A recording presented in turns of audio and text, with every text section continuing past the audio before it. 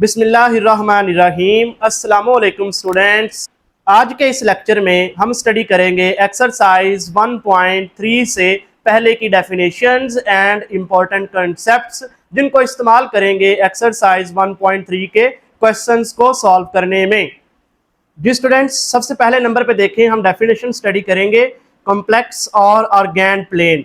Complex and Argand plane की definition आप book में यहाँ से लेकर यहाँ तक मार्क कर लें। अगर आप पेपर में इतनी लिखेंगे तो इंशाल्लाह आपको इसके 2 मार्क्स मिल जाएंगे। अब इसको समझने के लिए पहले हम स्टडी करते हैं कि ये क्या चीज़ है कॉम्प्लेक्स प्लेन। जैसे आप जानते हैं कि आप प्लेन पढ़ते हैं, रियल प्लेन, जिसे हम कार्टियन प्लेन या कोऑर्डिनेट प्लेन कहते हैं। ऐसे ये कोऑर्डिनेट प्लेन एक है जिसमें आप क्या करते हैं कि complex number z is equal to x plus iota y can be represented by the point x, y in the coordinate plane. अब कहते हैं कि हमें कोऑर्डिनेट प्लेन में आप हमारे पास एक कॉम्प्लेक्स नंबर है z is equal to x plus iota y, तो हम इस नंबर को एक कॉम्प्लेक्स प्लेन में ज़ाहिर कर सकते हैं। और कॉम्प्लेक्स प्लेन में जब हम ज़ाहिर करेंगे, जिसे हम एक कोऑर्डिनेट प्लेन में ज़ाहिर करेंगे, और इस कोऑर्डिनेट प्लेन को ही हम कॉम्प्लेक्स प्लेन कहेंगे। अब हम कैसे ज़ाहिर करेंगे कॉम्प्लेक्स नंबर को? हम ज़ाहिर करेंगे एक ऑर्डर्ड पेयर की मदद से। एक आपके पास आ जाएगा x, y की शक्ल में एक ऑर्डर्ड पेयर आ जाएगा, जो कि आपको पता है कि प्लेन में किसी पॉइंट को ज़ाहिर करता है। तो आप कॉम्प्लेक्स नंबर को एक पॉइंट की मदद से ज़ाहिर करेंगे।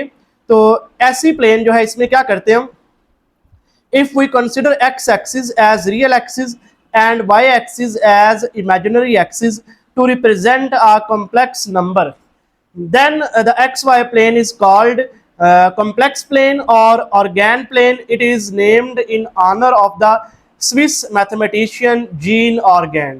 अब स्टूडेंट्स देखें कि अगर आप कॉम्प्लेक्स नंबर को ज़ाहिर करने के लिए आप रियल एक्सिस जो है एक्स एक्सिस पे ले लेते हैं, एक्स एक्सिस पे आप कॉम्प्लेक्स नंबर का रियल पार्ट लेते हैं। जैसे कि आपको याद है कि कॉम्प्लेक्स नंबर के 2 पार्ट्स होते हैं। एक होता है योटा के बगैर, जिसे कि हम रियल पार्ट कहते हैं, और दूसरा होता है जैसे ये अयोटा वाई है। जो पार्ट कॉम्प्लेक्स नंबर का अयोटा के साथ होता है, आप उसे इमेजिनरी पार्ट कहते हैं। तो अगर आप कॉम्प्लेक्स नंबर का जो रियल पार्ट है उसे आप ऑर्डर्ड पेयर का पहला एलिमेंट बना लें, एंड कॉम्प्लेक्स नंबर का जो इमेजिनरी पार्ट है इसे आप ऑर्डर्ड पेयर का सेकंड एलिमेंट बना लें, और इस ऑर्डर्ड पेयर को आप एक पॉइंट के तौर पर ज़ाहिर करें कॉम्प्लेक्स प्लेन में।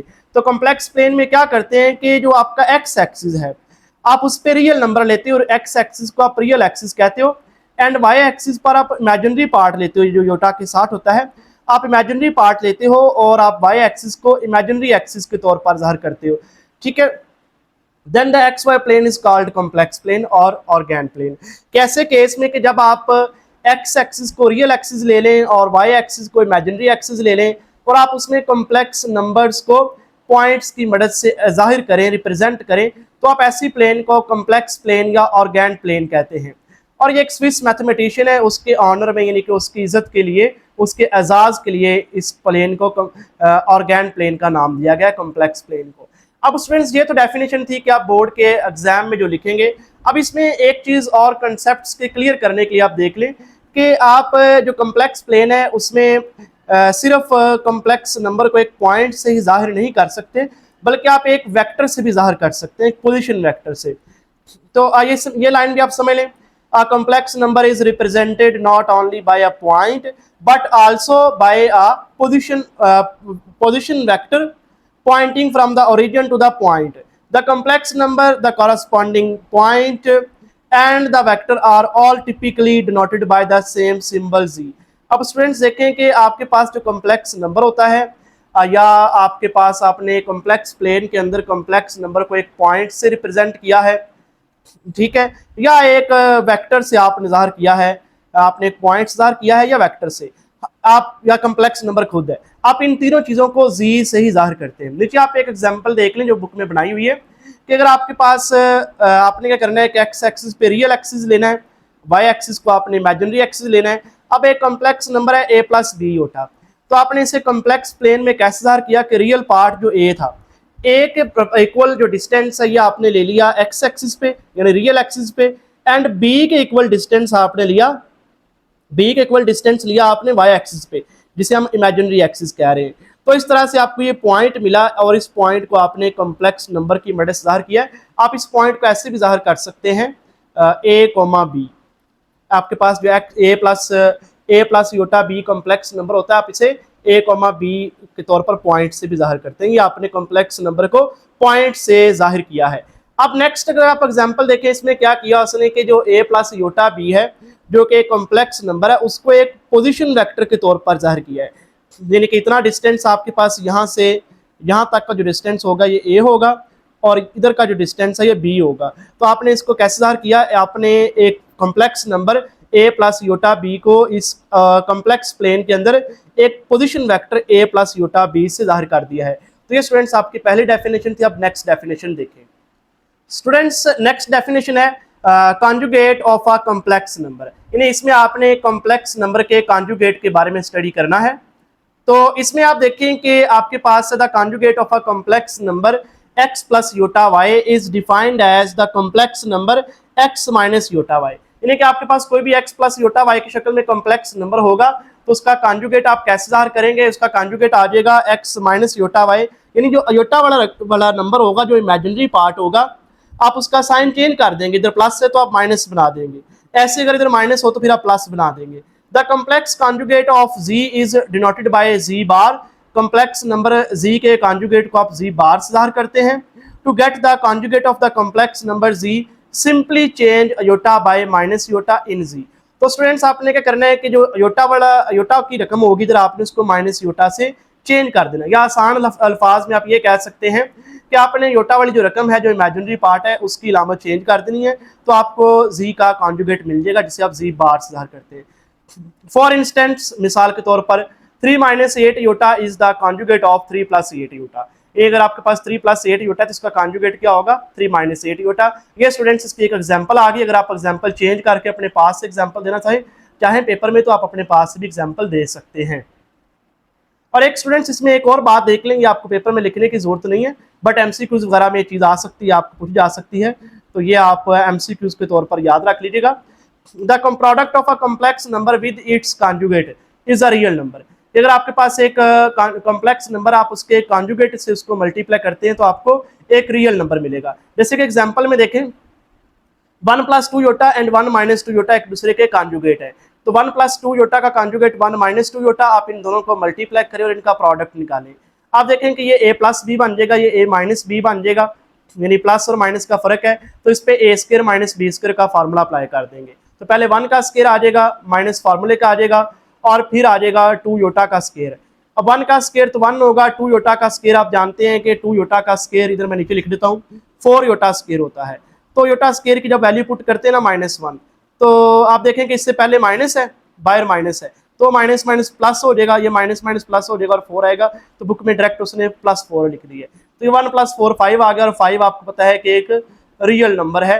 तो इस तरह से आप देखें कि कॉम्प्लेक्स नंबर और उसके कॉन्जुगेट को मल्टीप्लाई करके उनका प्रोडक्ट निकालें तो उनका प्रोडक्ट एक रियल नंबर आता है। ये एमसीक्यूज में आपसे पूछा जा सकता है, तो इसे याद रखिएगा। अब स्टूडेंट्स नेक्स्ट आप देखें कुछ कंसेप्ट्स हैं इसमें कि properties of a complex conjugate. ये कॉम्प्लेक्स नंबर्स का जो कॉन्जुगेट है उसकी प्रॉपर्टीज आपने पढ़नी है। तो प्रॉपर्टीज में आप देखें कि ये प्रॉपर्टीज मैं आपको पूरी इधर सॉल्व नहीं करवाऊंगा क्योंकि ये पेपर के लिए बहुत इंपॉर्टेंट भी नहीं है, और हमने इन प्रॉपर्टीज के रिलेटेड क्वेश्चन जो हैं वो एक्सरसाइज में सॉल्व करने हैं। तो बस ये प्रॉपर्टीज आप देख लें और इनको क्वेश्चंस को सॉल्व करने के बाद इनको खुद प्रैक्टिस कर लीजिएगा। अगर मैं ये सारा करवाऊंगा इधर ये प्रॉपर्टीज भी, तो ये वीडियो लेक्चर बहुत लंबा हो जाएगा और फिर बच्चे इसमें इतना इंटरेस्ट भी नहीं लेंगे। बाकी अगर आप पढ़ना चाहें तो फिर आप कमेंट से मुझे बताइएगा, मैं ये प्रॉपर्टीज भी आपको अलग से एक लेक्चर में पढ़ा दूंगा। बट अगर आप एक्सरसाइज 1.3 अच्छे से सॉल्व कर लेते हैं तो ये प्रॉपर्टीज आप खुद कर लेंगे, मुश्किल नहीं है, ईजी है। पहली प्रॉपर्टी है कि अगर आपके पास 2 कॉम्प्लेक्स नंबर्स प्लस हो रहे हैं और उनके ऊपर कॉन्जुगेट पूरी रकम पे है तो आप उनका कॉन्जुगेट अलग अलग कर सकते हैं। ऐसी सेकंड प्रॉपर्टी है 2 कॉम्प्लेक्स नंबर्स मल्टीप्लाई हो रहे हैं z1 मल्टीप्लाई z2, कॉन्जुगेट पूरी रकम पे है, तो आप इनका भी कॉन्जुगेट अलग अलग करके मल्टीप्लाई करें तो ये बराबर रहेंगे। ठीक है स्टूडेंट्स। अब नेक्स्ट देखें प्रॉपर्टी नंबर 3। प्रॉपर्टी नंबर 3 है कि z1 and z2 2 complex numbers divide हो रहे हैं और कॉन्जुगेट इनके पूरे के ऊपर है, क्वोशिएंट के ऊपर है, पूरी रकम पे कॉन्जुगेट है, तो आप z1 का कॉन्जुगेट अलग एंड z2 का कॉन्जुगेट अलग कर सकते हैं। तो इनका कॉन्जुगेट अलग करने से रिजल्ट पे फर्क नहीं पड़ेगा, तो इस केस में भी दोनों रकमें बराबर रहेंगी। तो ये थी third property. And students fourth property देखें। फोर्थ प्रॉपर्टी में कि z का डबल कॉन्जुगेट z के इक्वल होता है। तो इसका प्रूफ भी बिल्कुल सिंपल सा है। इसका प्रूफ अगर आप देख लें कि let z1 is equal to x plus iota Y, then z का कॉन्जुगेट आप देखें कि इधर आप साइन चेंज कर देंगे, x माइनस योटा वाई आ जाएगा। फिर आप दोबारा कॉन्जुगेट ले लें, z कॉन्जुगेट का भी कॉन्जुगेट लें, z कॉन्जुगेट का कॉन्जुगेट लें, तो इसमें आप क्या करेंगे कि आप इसका दोबारा साइन चेंज करेंगे तो ये प्लस हो जाएगा, x प्लस योटा वाई आ जाएगा, जो कि आप देखें इनिशियली जो z था ये z के इक्वल आ गया। तो z का दो बार कॉन्जुगेट लें तो z के इक्वल आ जाएगा। ये है कॉम्प्लेक्स कॉन्जुगेट की फोर्थ प्रॉपर्टी।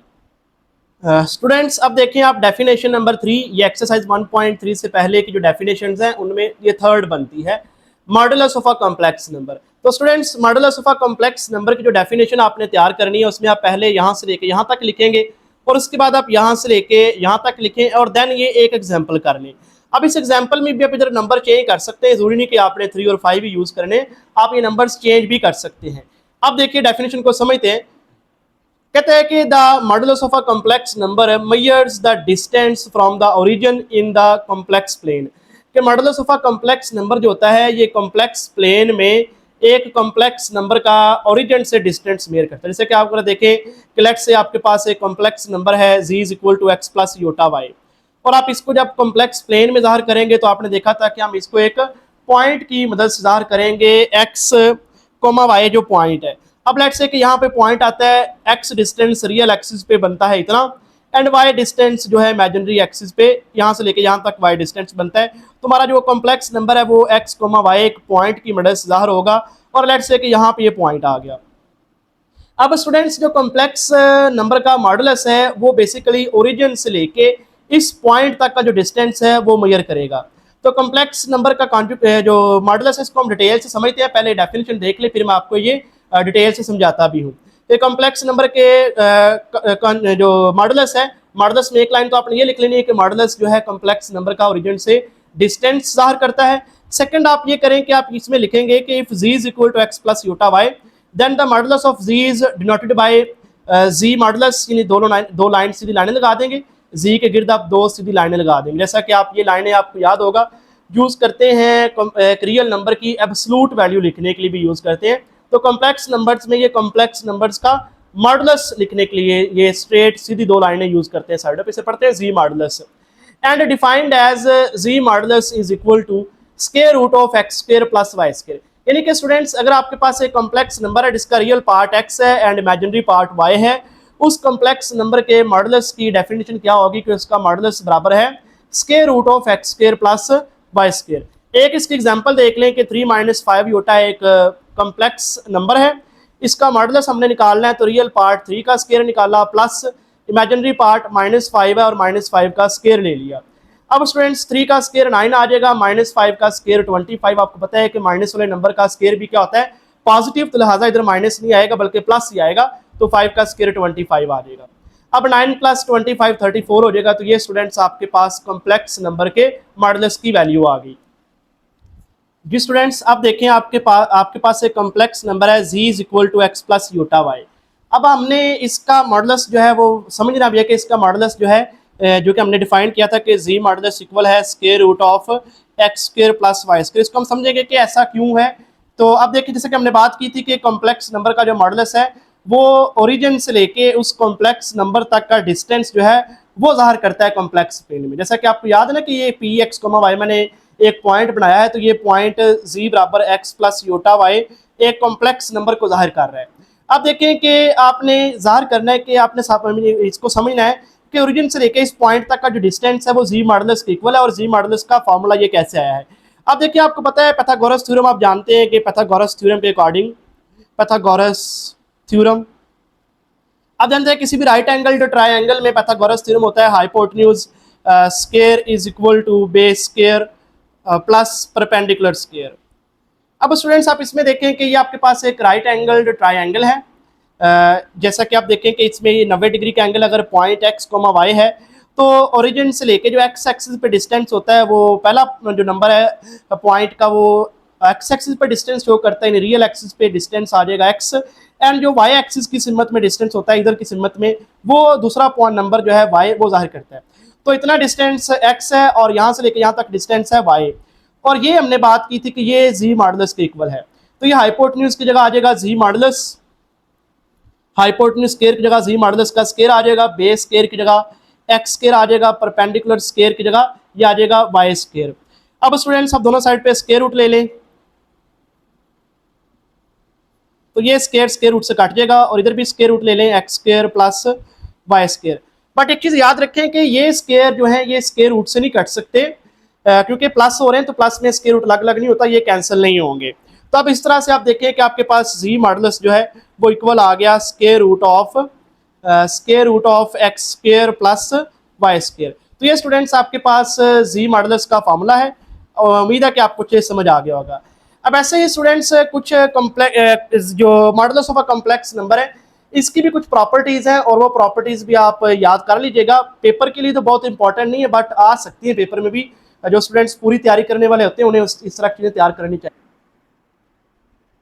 ये स्टूडेंट्स आप देख लें कॉम्प्लेक्स नंबर्स के मॉडुलस के रिलेटेड पहली प्रॉपर्टी है कि जी का मॉडुलस एंड जी कॉन्जुगेट का मॉडुलस आपस में इक्वल होते हैं। इसका प्रूफ दिया हुआ, आप इजीली इसका आपको समझ आ जाएगा और एक्सरसाइज 1.3 सॉल्व करने के बाद आप ये प्रॉपर्टीज को सॉल्व कीजिएगा तो आप इजीली सॉल्व कर लेंगे। सेकंड प्रॉपर्टी है z modulus is equal to minus z का मॉडुलस इन नेगेटिव जी जो कि एडिटिव इनवर्स ऑफ जी होता है उसका मॉडुलस, और ये इक्वल है जी डबल कॉन्जुगेट का मॉडुलस एंड जी कॉन्जुगेट के नेगेटिव का मॉडुलस। इन सब का मॉडुलस स्टूडेंट्स इक्वल होता है। इस प्रॉपर्टी का भी प्रूफ आप इजीली कर लेंगे। और प्रॉपर्टी नंबर 3 है कि जी मल्टीप्लाई जी कॉन्जुगेट इक्वल होता है जी मॉडुलस का स्क्वायर, यानी कि आप जी मॉडुलस का स्क्वायर लें या जी और जी कॉन्जुगेट को मल्टीप्लाई कर दें तो आपके पास इक्वल रहता है। तो स्टूडेंट्स ये थे आपके पास एक्सरसाइज 1.3 से पहले की डेफिनेशंस एंड इंपॉर्टेंट कंसेप्ट्स जो कि मैंने आपको सारे समझा दिए डिटेल में। और मैंने जो प्रॉपर्टीज के बारे में आपको बोला है तो इसका आप ये कीजिएगा कि एक्सरसाइज 1.3 का लेक्चर लीजिएगा, फिर आप इन प्रॉपर्टीज को सॉल्व कीजिएगा, इंशाल्लाह आप इनको इजीली सॉल्व कर लेंगे। और अगर आप एक एवरेज स्टूडेंट जिसको अगर आप एवरेज स्टूडेंट है जिसको मैथ मुश्किल लगता है और ये प्रॉपर्टीज नहीं करना चाहता तो ये प्रॉपर्टीज पेपर के लिए बहुत इंपॉर्टेंट भी नहीं है कि प्रॉपर्टीज प्रूफ में आप इनके डायरेक्ट आएंगे। ज़्यादातर इनके जो एक्सरसाइज के प्रॉब्लम्स या एग्जाम्पल्स के प्रॉब्लम्स हैं क्वेश्चन सॉल्व करने वाले वही आने के चांसेस ज़्यादा हैं, तो आप इनको छोड़ भी सकते हैं। तो अब तक के लिए स्टूडेंट्स इतना ही था। अल्लाह हाफिज़, इंशाल्लाह मिलेंगे नेक्स्ट लेक्चर में 1.3 के को सॉल्व करेंगे कंप्लीट।